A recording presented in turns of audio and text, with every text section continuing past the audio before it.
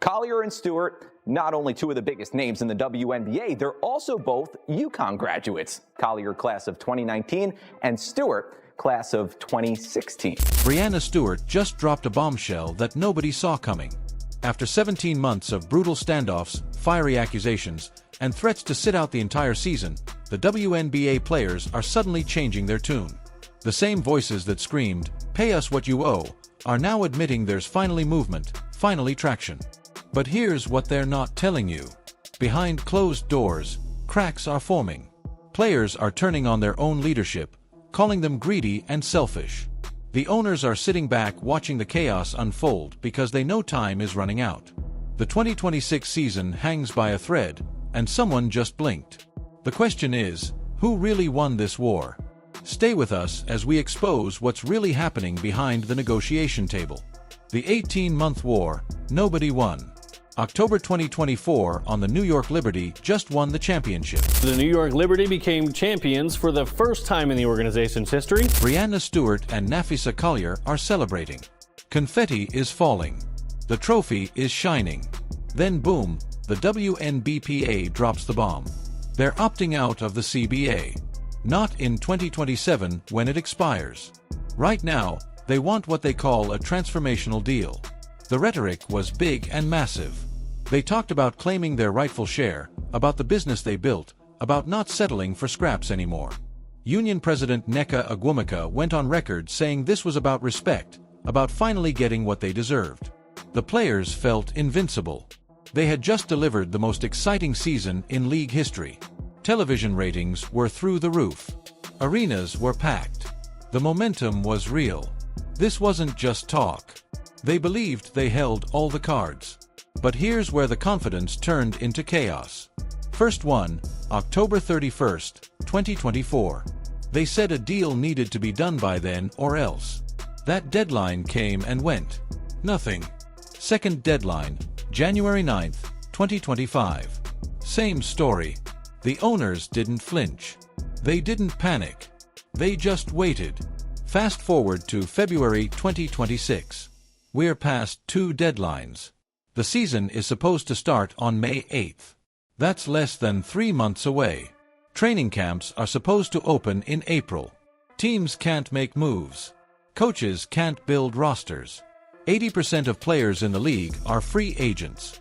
The biggest opportunity for player movement in WNBA history. And they're stuck, frozen, paralyzed by a negotiation that was supposed to be wrapped up months ago. Here's what makes this whole thing wild. The players had leverage. Real leverage. The league is hot. When Clark brought eyeballs, attendance was the highest in 22 years. They signed a $2 billion media rights deal with ESPN, NBC, and Amazon. The league signed an explosive 11-year, $2.2 billion media rights deal with Disney, Amazon Prime, and NBC. Franchise values went from $50 million to $250 million in 2 years. The Connecticut Sun got offers over $300 million. The Golden State paid $115 million just for the expansion fee. This was the moment, the perfect storm. Everything lined up for the players to get paid. So, what went wrong when the players started smelling the coffee? December 18th, 2025. The union takes a vote. Should we authorize the leadership to call a strike if needed? The result, 93% of eligible players voted. 98% of them said yes. That's unity. That's solidarity. Or so it seemed. The headlines ran wild. WNBA players vote overwhelmingly to authorize a strike. The union shows historic unity and CBO fights. The narrative was clear. Now these women were locked in, ready to fight, ready to sacrifice. The leadership celebrated.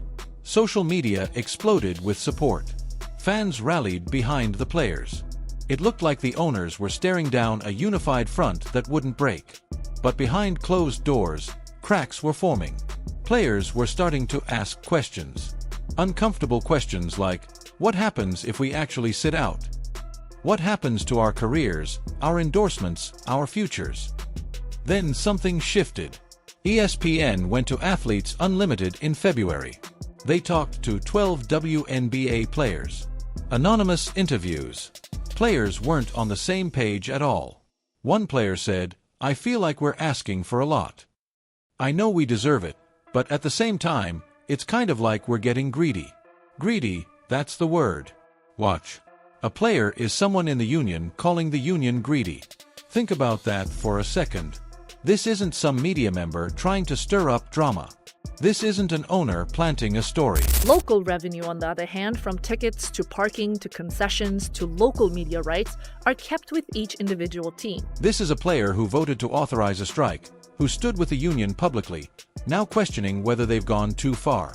Another player said, "I feel like we need to do a lot of things." Translation: stop talking. Stop demanding. Start playing basketball. Stop holding press conferences about what you deserve and actually get on the court and earn it. This wasn't coming from the owners. This wasn't league propaganda. This was players turning on their own leadership. The average score is 6. 1 out of 10. One player gave it a 2. Bodies inside, Aaliyah Boston. How good is Aaliyah Boston? The most common answer was a 5. That's a shoulder shrug. That's, "I don't know, man." And that's doubt creeping in where there used to be certainty. Why the shift? Because reality set in. These players saw the calendar. May 8th is coming fast. Training camps open in April. Free agency needs to happen. Teams need to be built. Every week of delay means less preparation, less chemistry, and less chance of success. And every game they miss is money lost. Real money, not theoretical future money. They need money right now. And Brianna Stewart herself admitted it. She told them straight up, "Now that we're part of a revenue share model, you miss games, it's less money." That hit different. For years, players fought for revenue sharing. They wanted to be partners in the business, not just employees. They got their wish. The owners agreed to share revenue. But here's what nobody explained clearly. Revenue sharing means you only get paid when there's revenue to share. That's the thing about revenue sharing. It cuts both ways. And sitting out, that's exactly how you get no games. 0 games equals 0 revenue equals 0 share. The math is brutal. The reality is harsh. And the players are finally doing the math. What the owners actually offered. People want to paint the owners as villains. Greedy billionaires refuse to pay women what they deserve. The media runs with that story. Social media eats it up. But when you look at the actual numbers, the narrative falls apart completely. The current CBA salary cap was $1.5 million in 2025. Supermax's salary was $249,244. The league minimum was $66.79. The average salary was around $120,000. Players got about 9% of league revenue. Those are real numbers. Low numbers. Numbers that made it hard for players to survive on basketball alone. Many work second jobs overseas. Some did corporate gigs in the off-season. Others lived with family just to make ends meet. The owner's new proposal salary cap jumps to $5.65 million in year 1. The WNBA draft? Am I the only one left extremely disappointed by the salaries the WNBA had the audacity to offer this year's top basketball? That's a 277% increase, not 10%, not 50%, nearly triple. Max salary goes to around $1.3 million in year 1, climbing to $2 million by the end of the deal. The minimum salary starts at $230,000, up from $66,000. That's a 248% increase for the lowest paid players. Average salary hits $530,000 in year 1, climbing to $770,000 by the end. That's a 340% increase in average salary. Let those numbers sink in. A player making minimum wage in 2025 was pulling in $66,000 under this new deal. That same player makes $230,000. She can quit her overseas job when she can focus on basketball year-round. She can actually build a career in the WNBA without struggling to pay rent. And here's the big one, revenue sharing. The owners offered players 70% of net revenue after expenses. Those expenses include charter flights, 5-star hotels, upgraded practice facilities, medical services, security, and arenas. The stuff players have been asking for. The stuff they've been demanding in interviews and social media posts. This afternoon, the New York Liberty hosts the Minnesota Lynx in Game 2 of the WNBA Finals. But the players wanted 30% of gross revenue before any expenses came out. Simple math, no deductions. Just take the total money coming in, give us 30%, and done. Sounds fair on the surface until you think about what that actually means. Here's the problem with that. If the league spends money on charter flights, better hotels, upgraded facilities, and all the things players are demanding, that comes from somewhere. Someone has to pay for it. The owner's proposal says, we'll cover those costs first, then split what's left. The player's proposal says, give us our 30% first, then figure out how to pay for everything else. One model guarantees the league can operate. It ensures there's money for travel, facilities, marketing, and growth. The other model, it's a gamble. What happens in a bad year? What happens if attendance drops? What happens if the next media deal isn't as big? The league could go broke trying to maintain standards while honoring guaranteed player payments.